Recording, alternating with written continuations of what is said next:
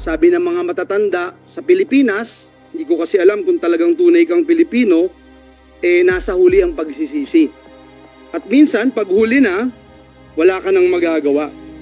Ang sabi mo, Sheila, ang sabi ni Wesley, bored siya doon sa pinanggalingan niyo, kaya kayo nagpuntang Singapore.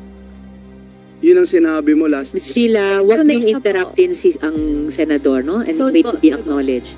Sa Singapore, pumunta ng Indonesia, kahit medyo naguguluhan kami doon. Hindi kasi Sa nakailan... Singapore ka rin. So po, Tapos gusto mong mapunta sa Indonesia. kasi nakailan days na po kami sa Singapore. Okay, kaya na-bored. Hindi. Meron din po. Kasi So, hindi nakailan ka araw kami na-comfort sa sa story Singapore mo, kasi ano, Sheila? hindi pwede kasi lampas sa isang buwan. Sa Singapore. Ms. Sheila, nagugulat ako. Well, buti na rin, tulad ng naming mga Pilipino, bilang isang Asian din, nakakayanin nyo pang tumawa kahit sa prospect na 500 years na pagkabilanggo kung ma-convict kayo sa kahit isang count lamang ng money laundering, kahit sa low end na 7 years. Sana seryosohin nyo po itong hearing na ito dahil hindi lang ang Senado, hindi lang ang House, Opo. nag-e-effort mag-imbestiga.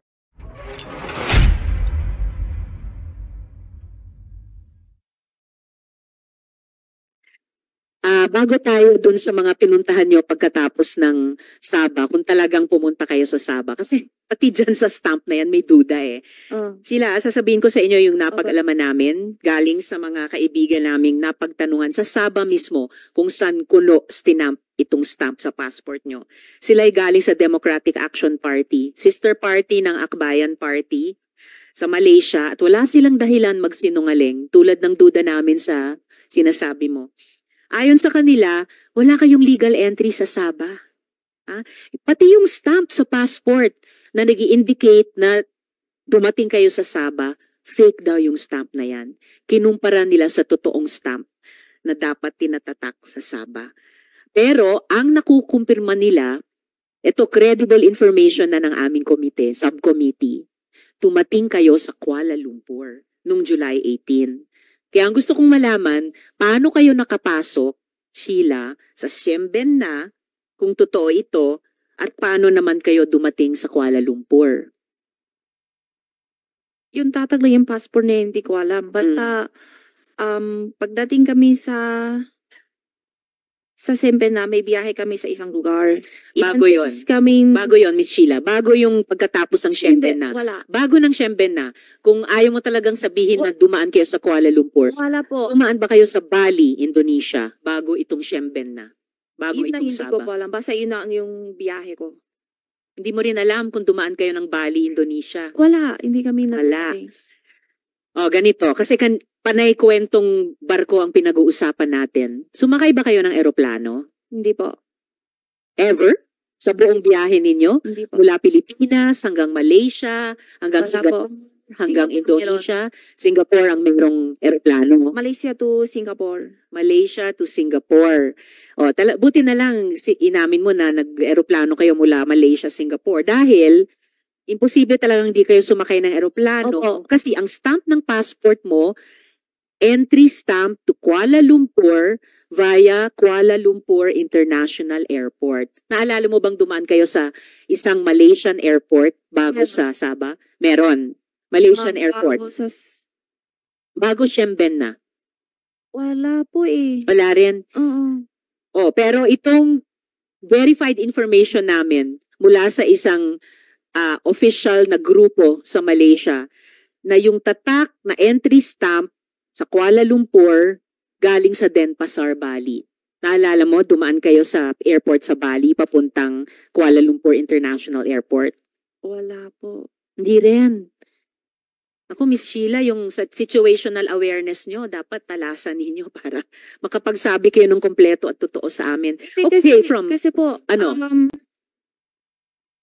Siemben na to basta isang Malaysia, hindi ko alam kung yung Sabah na sabi nyo o ano. Yung Siemben na mismo ay Sabah. Sabah? Di, pagdating yan sa Sabah na yan, may sakay kami aeroplano pupunta sa Malaysia, yung Kalumpo na sabi nyo. Yun ba yun? Kuala Lumpur. Yung palang Metro Manila sa Pilipinas.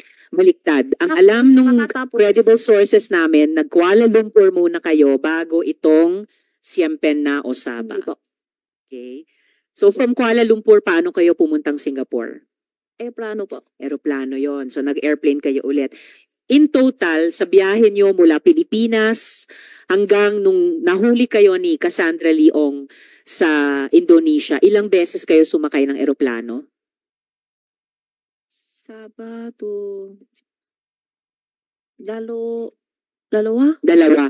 Sabah hanggang Singapore Hindi. or Malaysia hanggang Singapore. Sabah, Malaysia at Singapore 2 beses po. So Sabah papunta sa ibang lugar sa Malaysia, tapos Tapos Singapore. tapos Malaysia to Singapore. 2 beses po. 2 beses nag-aeroplano. Kasama niyo pa ba si Alice papuntang Singapore mula sa Kuala Lumpur? Opo. Kasama niyo pa. So, eto pa isang gumugulo sa isip ko, Miss Sheila, ha? Ayon sa mga contacts namin sa Malaysia, kayo at si Wesley ay umalis sa Kuala Lumpur noong July 21, 2024. Bali malinaw na July 18 to July 21, nandun kayo sa Malaysia. Legally, gamit itong Philippine passport nyo. Pero si Alice ay dumating sa Kuala Lumpur, or at least dumating yung passport ni Alice sa Kuala Lumpur, pero wala siyang exit record. Di tulad nyo, alam namin kung paano umalis ng Malaysia papuntang Singapore. So, alam din namin na si Alice ginamit ang Philippine passport niya sa Batam, Indonesia, kung saan kayo nahuli ni Cassandra. Alam din namin na hindi nire-renew ni Alice o ni Go Huaping yung kanyang Chinese passport. So ang tanong din namin, na hindi ko itatanong sa iyo, pero o baka itanong ko rin sa iyo, paanong wala siyang record sa Malaysia? Alam mo ba? Hindi po. Kasi sama naman kami. Next question. Sabi nyo, pabalik kayo sana sa Singapore from Batam. Kaya lang nahuli na kayo sa Batam. Opo. So bago Batam, Indonesia, nasa Singapore na kayo. Nasa Singapore na kayo, ba't pa kayo nag-Indonesia? Kasi sabi ni Wesley, Mm. gusto daw siya pa siya sa iba lugar. Mhm. Hindi Yun, pa ba kaya- sapat yung pasyal sa Kaya Singapore? sa Indonesia. Mhm. Oh, sabi ni Sen Joel last time, ang gustong pagpasyalan ni Wesley ay sa Singapore. Yung sinabi mo last Okay, po sa- one related sa- question from Sen Joel. I just wanted to put on record, Madam Chair, I don't even need to ask questions because I will wait for my turn. It's just that last hearing, Madam Chair, Miss Sheila Go made mention about it. I distinctly remember it. I'm sure the committee secretariat would bail me out. Ang sabi mo, Sheila, ang sabi ni Wesley, bored siya doon sa pinanggalingan niyo, kaya kayo nagpuntang Singapore. Yun ang sinabi mo last. Ms. Sheila, huwag Next niyong na po. interruptin ang senador, no? And Sorry wait po, to be sorry po. acknowledged. Pwede mong sabihin ngayon na maaari kang nagkamali. Pero ang narinig namin lahat, kaya ka pupunta ng Singapore dahil bored si Wesley. Ay, sorry po, baka mali lang ako ninig talaga kasi So ano yung sa totoo? Indonesia kasi ang naalam ko yung tanong So niyo po. Sheila, again, na-bored sa Singapore, pumunta ng Indonesia. Kahit medyo naguguluhan kami doon. Hindi kasi Sa nakailan, Singapore ka na eh. so po, Tapos gusto mong mapunta sa Indonesia. kasi nakailan days na po kami sa Singapore. Okay, kaya na-bored. Hindi. Meron din po. Kasi So, hindi nakailan ka araw kami na-comfort sa sa story Singapore mo, kasi ano? Sheila? hindi pwede kasi lampas sa isang buwan sa Singapore. Miss Sheila, nagugulat ako. Well, buti na rin, tulad ng naming mga Pilipino, bilang isang Asian din, nakakayanin nyo pang tumawa. Kahit sa prospect na 500 years na pagkabilanggo kung ma-convict kayo sa kahit isang count lamang ng money laundering, kahit sa low end na 7 years. Sana seryosohin nyo po itong hearing na ito, dahil Opo. hindi lang ang Senado, hindi lang ang House, Opo. nag-e-effort mag-imbestiga, Opo. pati yung mga executive at constitutional body, sobrang interesado sa mga kaso ninyo. At dapat Opo. sa maikling panahon na lamang ng aming investigasyon at yung maikling panahon na lamang posible ng executive at ng constitutional bodies ng Pilipinas, pag-isipan yung mabuti, humingi kayo ng payo sa abogado nyo, pag-isipan yung mabuti, mag-cooperate seriously sa investigasyong ito. Kung gusto nyong medyo mabawasan yung yung pasakit, no, na maaring saluhin ninyo dahil sa consequences ng inyong mga iniimbestiga naming ginawa ninyo. Miss Sheila, nung tumakas kayo sa Pilipinas kasama ni na Alice, hindi nyo ba alam na may arrest order na para kay Alice Go? Hindi nyo ba alam na may subpoena ang Senado sa inyo? Yung mic nyo? Hindi po. Hindi nyo alam. Kailan ang huling beses na nag-usap kayo ni Alice? Ano po? Kailan kayo huling nag-usap ni Alice? Kailan? Sa Pilipinas po? Kahit saan. Kailan kayo kailan at saan kayo huling nag-usap ni Alice? Yun sa Indonesia po. 19 o 20 yung hiwalay po kami. 19 or 20 July. Si Wesley, kailan kayo huling at saan huling nag-usap ni Wesley? Parehas din po. Pareho. Sabi nyo sa amin noon, nakatira kayo sa Bulacan. Apo. Kailan kayo dumating dun sa Bamban? July first week, yung last. First week, July. Nung sinabi ni Alice na aalis kayo, di ba kayo nagtanong saan kayo pupunta at sinong kasama nyo? Hindi po. Sabi na 3 daw lang po kami. Sinong 3? Ako, Wesley, tsaka si Alice po. Okay. Hindi mo ba naisip na may connection yung pag-alis ninyo dun sa paghahanap sa inyo ng mga otoridad? Sabi nyo nga sa amin nung unang hearing, ikaw ay maraming travels, ikaw ang laging travel companion ni Alice kapag nalulungkot siya or basta gusto niyang bumiyahe. Siguro alam nyo naman na hindi karaniwang proseso yung dinadaanan nyo paglipat-lipat sa iba't ibang bansa. Hindi yon basta labas-masok lang. No? Alam nyo mali o iba sa ginagawa ninyo. Hindi po. Hindi ka ba nagtataka na parang basta labas-masok na lang kayo sa iba't ibang mga bansa? Una, ganun kadali lang kayo nakaalis sa Pilipinas kahit pinaghahanap kayo ng otoridad. Tapos, papasok kayo sa ibang bansa, lalabas sa ibang bansa, ang dali-dali lang. Hindi ka ba nagtaka? I'm sure, yung mga dating biyahe nyo, dumaan kayo sa tamang proseso. O kahit ba sa mga dating biyahe, labas-masok lang sa parang ordinaryong pinto ng bahay. Hindi po, kasi tama, labas po. Hindi mo ba naisip na parang ang weird, walang kahirap-hirap, ang dali-dali lang umalis sa Pilipinas kahit pinaghahanap kayo ng mga otoridad? Hindi ko po alam, inahalap po eh. Okay, ngayon, humihingi kami ng dagdag na impormasyon sa iyo, Sheila. Po. Sino-sino ang mga tumulong sa inyo makarating mula dito sa Pilipinas hanggang sa Batam, Indonesia? Sa totoo lang At po. meron ba kayong naalalang police escort? Or kung hindi police, mukhang escort or nakabihis police? Kung hindi man nakabihis police, mukhang bodyguard o escort? O di kaya mukhang militar? Sa totoo lang po, hindi ko po alam. Wala ba kayong napansing kasama ninyo mula dito sa Pilipinas hanggang Indonesia kung saan kayo nahuli ni Cassandra na may ibang kasuotan na mukhang uniforme or mukhang security, mukhang bodyguard na nag-escort sa inyo? Wala po. Nakarating ka na ba sa Sual, Pangasinan? Hindi pa po.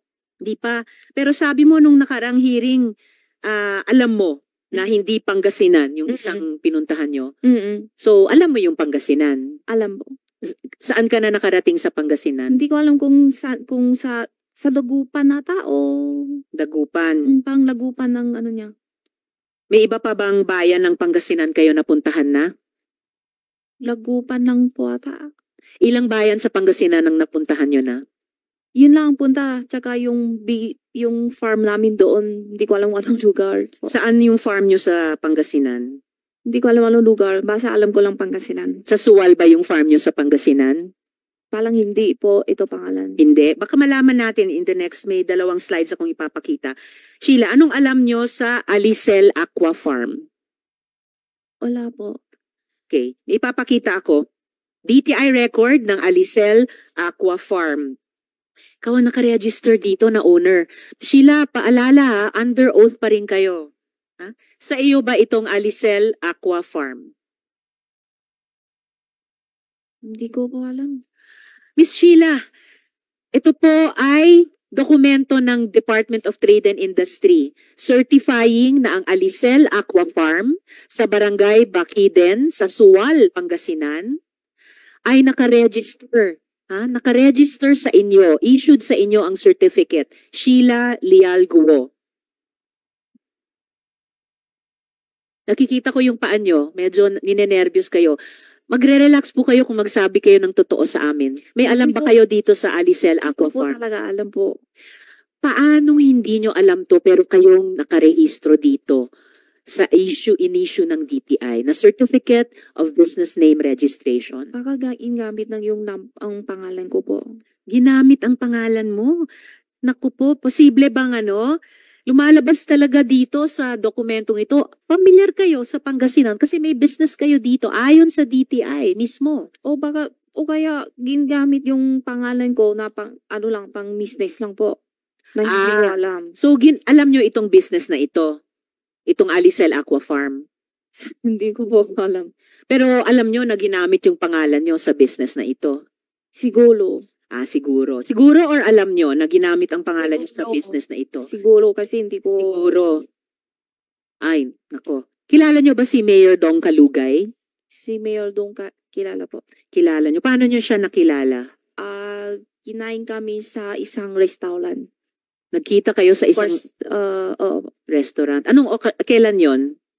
Hindi ko matandaan kasi ilang taon na po eh. Ilang taon na? Ilang taon na mula nung nagkita kayo sa restaurant? Before pandemic ata. Before pandemic. So bandang 2019. Siguro. Mga 5 years ago. Siguro po. Anong okasyon? Bakit kayo nagkita sa restaurant nung bandang 2019? Sumama lang ako kay Alice po. Sumama kay Alice. So, si Alice ang may kilala kay Mayor Kalugay. Opo. Then, pinakilala kayo ni Alice kay Mayor Kalugay. Opo. Okay. Anong okasyon nun? Ano po? Anong okasyon kung bakit kayo sinama ni Alice sa restaurant at pinakilala kay Mayor Kalugay? Ako po. Sumusunod na nga ako. Parang malalim talaga yung links nyo sa Suwal. Sumasama lang ako sa kanya. Sumasama. May isa pa akong ipapakitang dokumento. May ganitong ID kayo. Pwede nyo bang ipaliwanag to? Hindi lang DTI Certificate of Business Name na nakarehistro sa inyo.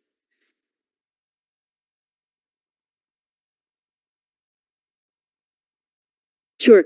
Okay, naghang lang pero may ipapakita akong ID ninyo sa Suwal. ID issued to Sheila Lialgo. Habang iniintay natin yon, sa pagkakaalam mo ba, dahil ayan, ito yung ID nyo, Municipality of Suwal, Account Insurance Membership, Sheila Lialgo. Pwede nyo bang i-explain yung ID nyo yan? Sorry po kasi hindi ko po alam. Hindi nyo alam. May Hindi ko ID po po in-issue sa inyo, sa pangalan nyo at photo ninyo ang nakalagay. Opo. Ano? Pangalan ko. Picture ko pero hindi ko po alam na may ganyan po ako ID. Oh wow. Okay, hindi nyo alam na may ID kayo. Siguro kahit elementary school student, hindi lang dito sa Pilipinas, sa ibang bansa, alam kapag may ID, hindi talaga kapanipaniwala na hindi nyo alam yan. Sa pagkaalam nyo, Miss Sheila, dahil sinama kayo ni Alice sa restaurant noong bandang 2019, ipinakilala kayo ni Mayor Dong Kalugay, may relasyon ba sina Mayor Kalugay at si Alice? Hindi ko pa alam. Alam ko kaibigan po. Kaibigan. Magkasosyo din ba sila sa business? Hindi ko sure. Hindi nyo sure? Sige, hindi kayo sure. So ano sa palagay mo? Kung magkasosyo ba sila sa business? Ang alam ko, kaibigan po sila. Pero kung may business, sosyo, hindi ko alam po. Hindi nyo alam. Pero sabi nyo, hindi nyo sigurado. So anong sigurado nyo? Kaibigan po sila. Kaibigan. Saang restaurant kayo kumain kasama si Mayor Kalugay? Sa Pangasinan. Oo, sa Pangasinan, sa Suwal. Anong pangalan ng restaurant? Hindi ko alam kung ano sa lugar. Basta isang Filipino food na restaurant. Filipino food restaurant. Opo. Sa Suwal ba? Hindi ko Or sa sure kung Dagupan ba na alam mo? o parang banda doon. Kasi Bandang basta Dagupan. ang alam ko, Dagupan nata ang narinig ko, pero hindi ko sure kung yun ba yun. Dagupan, pero hindi mo pa rin sure. Miss Sheila, binibigyan kita ng isa pang pagkakataon at this point in time, ha? Ano pa ba yung totoong hindi nyo nasabi sa amin? Alalahanin nyo, you are under oath dito sa aming subcommittee at nandito rin ang AMLAC at ang iba pang government agencies na naghain na ng kaso laban sa inyo para sa money laundering for starters. Baka may iba dyan, nakakasuhan pa kayo ng iba. Ano pa yung pwede nyong sabihing totoo sa amin at sa kanila bilang tulong nyo sa investigasyong ito? Wala po. Kasi wala ko alam. Okay.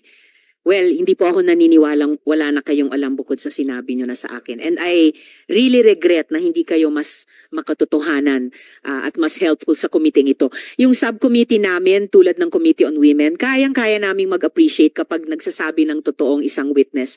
Maaalala ng mga colleagues ko, halimbawa, yung isang witness dun sa Committee on Women, yung dating accountant ni Alice Go, siya, pinaniwalaan namin siya. At nirelease namin siya sa detention dito sa Senado. Dahil sa hearing, yung pagkakataong binigay namin sa kanya na magsabi ng totoo, sinamantala niya yung pagkakataong iyon. And I bet appreciated din yun ng mga executive agencies na nakarinig sa kanya, si Miss Nancy Gamo. Unfortunately, Miss Sheila, hindi kayo katulad niya na makatotohanan. And well, yung kapalaran nyo ay nasa kamay nyo naman. Nasa kamay nyo lamang, wala sa kamay namin. So I advise you, isipin nyo hanggat matapos itong hearing ngayong araw, magkonsulta kayo sa abogado ninyo kung gusto nyong maging mas makatotohanan sa amin at mas helpful sa hearing na to at sa investigasyon ng executive. Okay, Ms. Sheila? Pag-isipan nyo mabuti yan. Mga tanong naman po. Madam Chair, Yes, and Joel, one related question. Isa lang po, Madam Chair. Una, Madam Chair, gusto kong sabihin that I totally agree with you na yung aking human discernment na makita kung ang isang tao ay nagsisinungaling o hindi, kung ang isang tao ay may tinatagong impormasyon, klarong-klaro, Sheila, klarong-klaro na may tinatago ka. Gusto lang namin paalala sa'yo, yung 87 counts, isang kaso mo pa lang yon. Napakadami pa na susunod. Gusto ka naming tulungan kung magsasabi ka ng totoo. Gusto ka naming tulungan. Sana nakikita mo ko ngayon, as I look at you, eye to eye, gusto ka naming tulungan kung magsasabi ka ng totoo. Hindi ka sa amin nagsasabi ng totoo. Bakit? Babanggitin ko sa iyo isa-isa, ha? Mula noong nakaraang hearing, sinasabi mo wala ka laging alam. Di ko alam yan, di ko alam yan, di ko alam yan. Hindi ka nagtatanong, hindi mo alam saan ka pupunta, etc. Pero, pagdating mo doon sa Saba, nagtanong ka na kay Wesley, nasaan na tayo? Okay? Nagtanong ka. Pero, Sheila, kami ba mapapaniwala mo? Mapapaniwala mo kami na 5 oras bumiyahe ka sa van, hindi ka nagtatanong? Sumakay ka sa small boat ng ilang oras ulit, 5 oras, hindi ka nagtatanong. Dun sa big boat na ilang araw kang nandun, hindi ka pa rin nagtatanong. Sumakay ka ulit ng small boat, hindi ka pa rin nagtatanong. Tapos sasabihin mo sa amin, pagdating mo dun sa Saba, after so many days of traveling, dun ka palang magtatanong. Gusto mo maniwala kami sa'yo? Pangalawa, binanggit mo kanina dun sa Pangasinan, farm namin. Exact words mo, farm namin, Madam Chair. Yun ang sinabi mo, farm namin. Pero wala kang masabi kung anong farm. Yung pinakita sa'yo ni Madam Chair, sasabihin mo, wala ka lang alam. Bakit? Kasi yun ang most convenient na pwede mong sabihin, wala akong alam. Pero Sheila, 2019, Madam Chair, natatandaan niya yung Filipino food na kinain nila bago magkaroon ng pandemya. Natatandaan niya lahat. Eh Sheila, may amnesia ka ba? Madam Chair, Hindi ako naniniwala, Sheila, hindi mo kami po pwedeng bulahin na sasabihin mo wala ka talagang alam lahat. At lagi mo sasabihin si Alice ang nagdidesisyon sa'yo. Uulitin ko yung sinabi ni Madam Chair na kung pinapayagan mong gamitin ang iyong pangalan, kung sasabihin mo hindi mo alam pero involved ka sa mga criminal activities, madidiing kang husto. Ngayon, nasasabi mo, kilala mo si Mayor Kalugay. Pero noong last time na sinabi namin, meron ka bang kakilala mga politiko na tingin mo pwedeng tumulong sa inyo? Wala ang sagot mo, hindi mo alam. Pero ngayon, may binanggit kang mayor. So, isa lang ang itatanong ko, Sheila. Isa lang. Sino pa yung mga tumulong sa iyo na nasa gobyerno?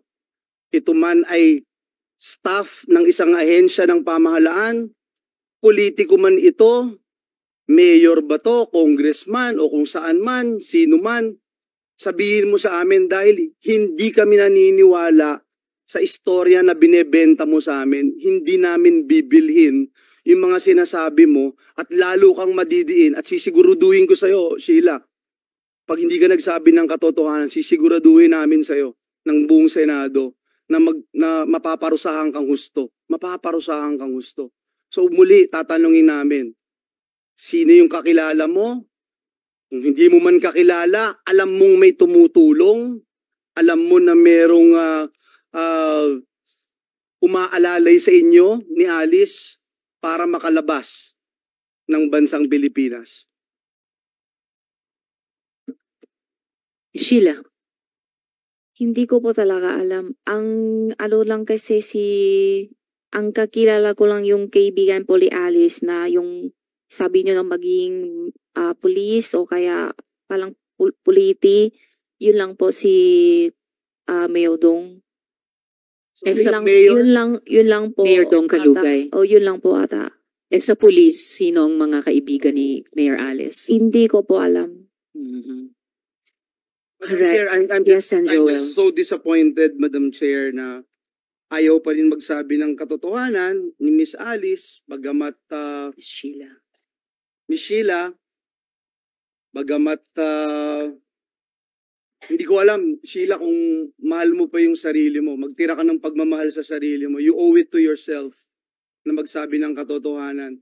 Hindi ka makakalabas ng Pilipinas ng ganun lang. Kahit nakapatid mo pa si Alice Go. Hindi ka makakalabas ng ganun lang, hindi ka wala sa mga otoridad sa Pilipinas ng ganun lang. Nasasabihin mong wala kang alam o walang tumutulong sa iyo. Hindi paniniwalaan yun, Alice. Salamat, Sen Joel. Salamat. So Miss Sheila, isipin mo lahat ng sinasabi namin sa inyo habang tumatakbo pa itong hearing na ito. At magkonsulta ka sa abogado mo. Dahil yung sinabi ng AMLAC na posibleng i-sentensya sa inyo ay mula 609 years hanggang 1,218 years. Lampas-lampas sa lifetime ng isang tao. So isipin yung mabuti kung worth it na patuloy na hindi magsabi ng totoo. Speaking of Mayor Dong Kalugay, Comsec, hindi ko na itanong kanina, inimbita rin namin sila, si Mayor Kalugay. Ano pong status ng pag-imbita sa kanila? For the record. Madam Chairman, the invitation was sent and was duly acknowledged, except that for today, Mr. Mayor Kalugay is suffering from dengue and he has sent the corresponding excuse letter and medical certificate. Thank you, Madam Chair. Alright, salamat Comsec. So katulad nung kay Cassandra Leong, iimbitahin pa rin natin si Mayor Kalugay sa susunod na pagdinig ng subcommittee. Sen Joel still has the floor and maybe later Director Casio would like to address the issues of the mission order vis-a-vis warrant, the issues raised by Mr. Ronquillo. Sen Joel, you have the floor. Thank you again, Sir Winston at Sir Raymond. Maraming salamat po. I'll go straight to the point, Madam Chair, kasi kanina I was listening attentively to the questions being raised kay Ms. Sheila. Ms. Sheila, binanggit mo kanina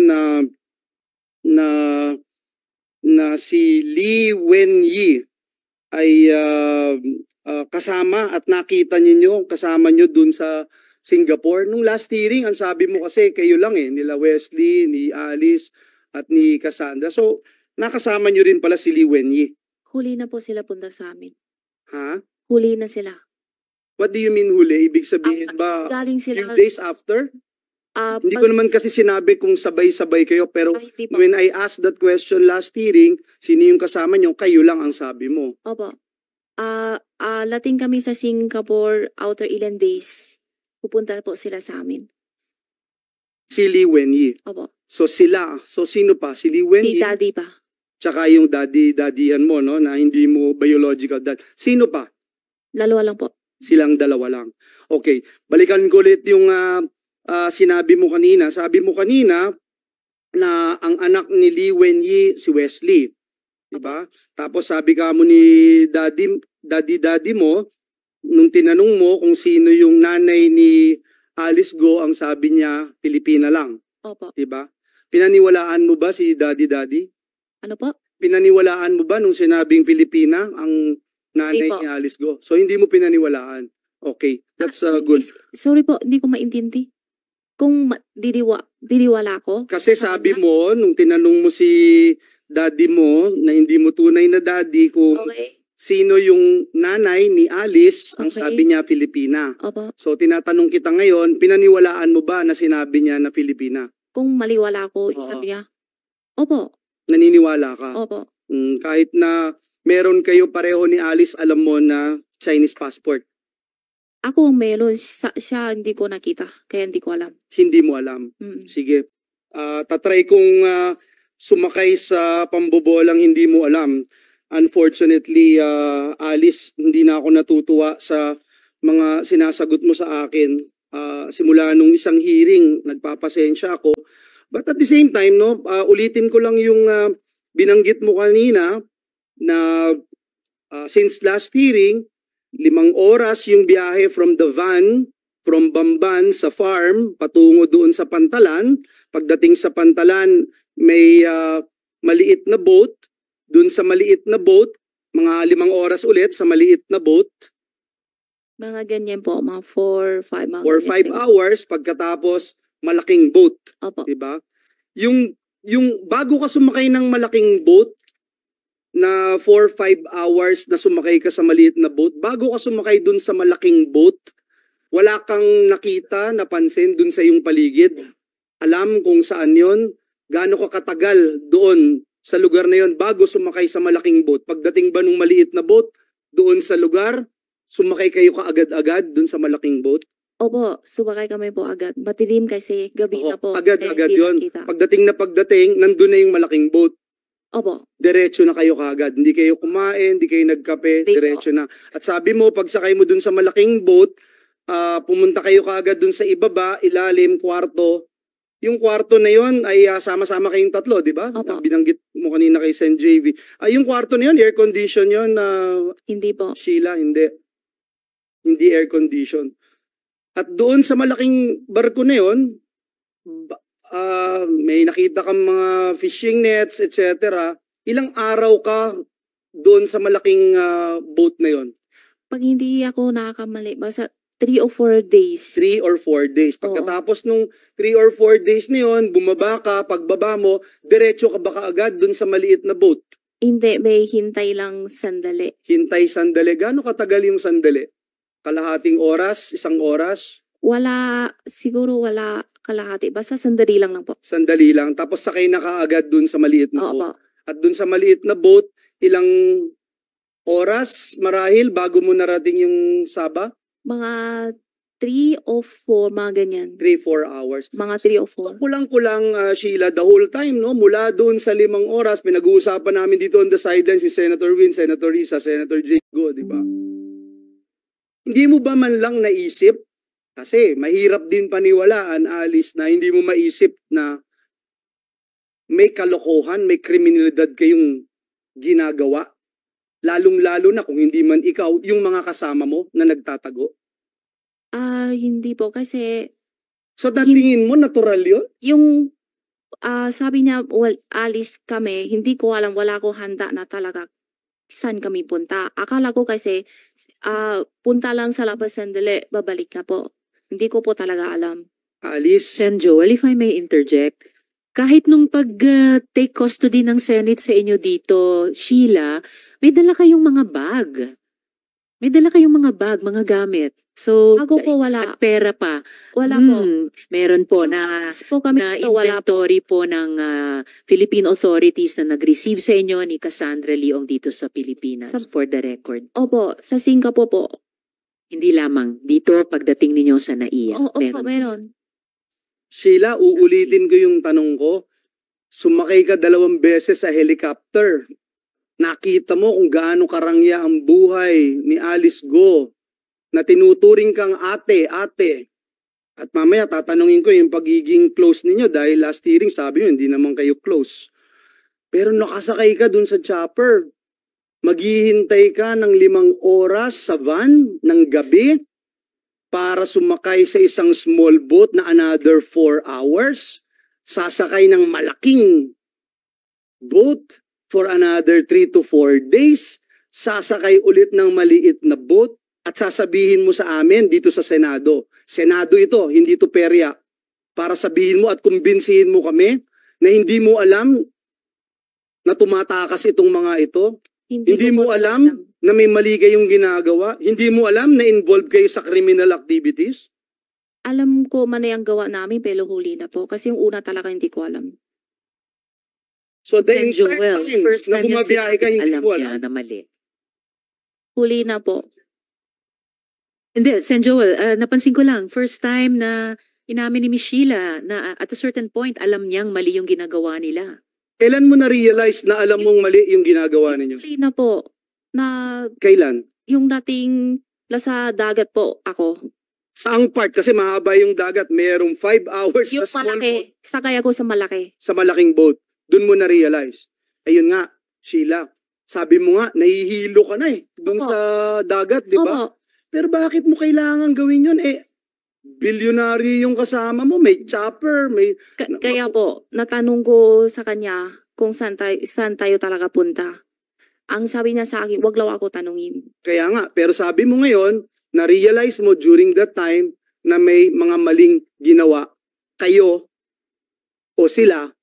Ano yung na-realize mo? Kayo kasama ka o sila lang? Ano po isabihin? Hindi ko makuha. Sabi mo kasi kanina, nung nasa malaki kang bangka, Opo. na-realize mo na may mali sa ginagawa ninyo. Siguro, yung duda ako. Ang siguro, ang gawa. Kasi, tuturuan kita ng Tagalog, taga Bulacan ako okay Pag po. siguro, ibig sabihin hindi ka Sure. sigurado. Opo. Okay? So, tatanungin kita ulit. Sabi mo kanina, naisip mo na may mali na ginagawa. Baka, opo. Baka, hindi Hindi baka. sure. Oo, ang Opo. baka ay Hindi siguro sure. din. Oo, Oo. siguro po.